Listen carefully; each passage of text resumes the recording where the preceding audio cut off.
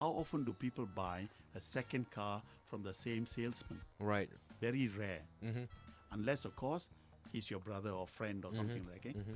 But I believe that even in that case, I've read some books, in which one salesman sold 12 cars every day for more than 15 years. He was the Right. number one salesman in the world. Now, how did he do it? He sold to one person, but he continued to make the relationship better. Visit him, find out if it's a new car, but still find out. And and because he was visiting the customer so often, the customer felt that his son needed a car and introduced him to you. So from See, one just one- kept on building to another. building and building. So- His reputation just exploded, I Exactly. guess. We don't do that. We Right. sell once, and the next thing you know, we're looking for a new one. But not knowing how to look after the current customers we have. This is one of the problems. So again, we say, oh, I'm handling too many customers. You are not. What you need to do is how much the resource that you have is time. And if you don't manage it very well, then the number of people you see is of no use. Because then you will see people ad hoc without a proper objective. That to me is what a salesperson should do. And therefore, in my view, is like this, okay? Said a good salesman, as an example, a good salesman must remember this, okay? A good salesman is someone that a customer trusts. Okay.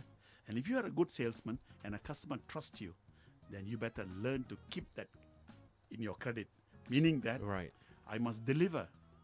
Don't make empty promises. Exactly. Don't make promises that you cannot deliver. And then the customer will lose trust. Relationship. And then becomes the less. word goes out. Your reputation also is affected. and- Exactly. That's Yeah. a good salesman. The thing is this, a good salesman also must be a very well organized salesman. So he must allocate time daily to look at all customers, to look at prospects, look at customers they are already handling. Not all customers will be the same, different ways to handle it. And my magic number is this, no? You see a customer, you cannot focus for more than 20 minutes. In that 20 minutes, you must deliver what you can Again, deliver. back to time management. Like exactly. there has to be some sort of system formula for you to actually break Absolutely. the ice, go into the sale, and possibly close it on the spot. Well, in a way, if you have presented the product very well Skillfully. and skillfully, yes, and the customer recognizes, well, this will help me, Uh-huh. you don't even have to close. The customer will buy it from you. He'll just walk into his own But need, you see- his own desire. Exactly. You got to walk into my area Right. and make me comfortable. Then all I'm going, okay, I think I need two. You're making him answer his own questions, and Exactly. it's just pretty much like he needs it, so he's good. Exactly. Right. A lot of salesmen do not spend the time to find out the customers. So need, again, you it's back to a bit of psychology, how they feel like this is something that I need. like nowadays, Right. everybody needs a product or a service. Okay, they need it. It's But- just a matter of who they're buying it from. Who they buy it from. Exactly. And the choices are many, Again, yeah. There's so much of choice you have. So that's why some people buy it from the net. I don't want a salesman. Because I have too many bad Now with experience. technology I don't there, want to and buy. all these websites up Okay. online. Okay. And some people Right. buy once only from a web and won't buy again because bad experience. So like that it happens. So it's a combination of so many things. But if you are a salesperson where you do sell face to face, then you have to be very good at it, or you learn the skill. And it's very satisfying if you're a salesperson, someone comes back to you for repeated Absolutely. business and so on and so forth. Also, we're talking about how you're allocating time for your different clients earlier. You mentioned different clients. So, for example, if, let's say you have this person with a big budget versus a person with a small budget, would you necessarily spend more time with the person who has the bigger budget because he has more money to actually spend at your shop, or would you actually allocate equal amount of time, Dr. Wenger? My view is like that, okay? See, when you want to deal with somebody with a big budget, then it's going to take you a long time. Okay, he's got a big budget, he's got a lot of money, he has choices. Okay? Yes, you must work with them, but there you have to be very professional about it. Okay. Okay, look at everything else. You must do a cost analysis, you must do a product analysis, you must know what your product can do, cannot do. And then when you make a presentation like that and people see it, they'll invite you to the board level to make a presentation. That's one type of selling, which is good, long time. Takes a long time. Invest. But then you have to invest your time on it. But there are others who are shorter ones who makes smaller budget but make decision quicker, where you can get an immediate sales. Also, if you know the need, then people will automatically buy a product. In my own experience and in the companies that I work with nowadays, okay, sometimes we allocate one salesman for one customer, and that's it.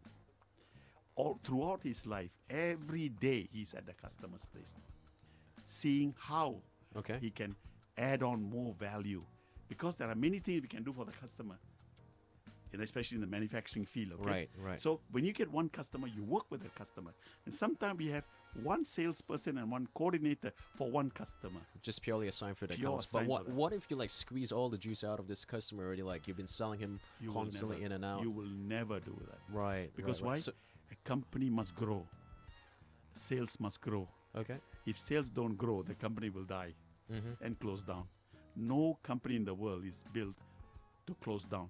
They're So built to grow. You mentioned that one coordinator and one salesperson per company. So this falls back again to services. Yes, Constantly focusing your attention. exactly. And making them Providing feel the service, making sure delivery is arrives Loyalty on is time, there.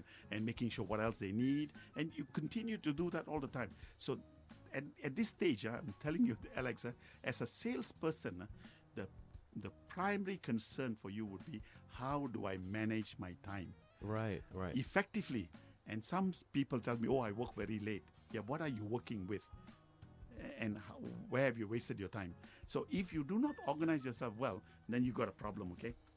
Exactly. So if suddenly a few clients all together come to you at the same time, Yes. requiring your services, requiring your, whatever you can provide them, how are you going to actually manage this, Dr. Vanga? I mean, if you let's say all your managers or your team has their hands full, how would you say no to one and say yes to the other? How would you prioritize this?